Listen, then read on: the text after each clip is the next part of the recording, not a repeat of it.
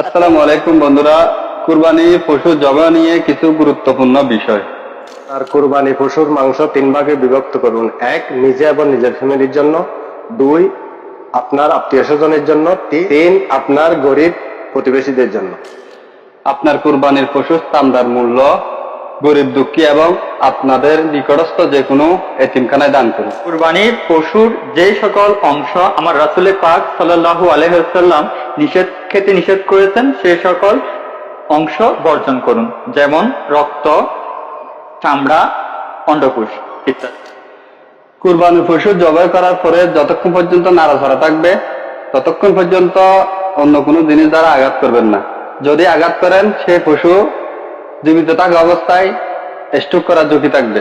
যখন ওই পশু স্ট্রোক করবে তখন ওই পশুর মাংস আপনার জন্য খারাপ হয়ে যাবে। আপনার কুরবানির পশু এমন জায়গায় জবেহ করুন যেন পরিবেশের ক্ষতি না হয়। জবেহের পরে রক্ত, নাড়িভুড়ি ইত্যাদি মাটি নিচে পুঁতে ফেলুন এবং পানি দ্বারা পরিষ্কার করে ফেলুন।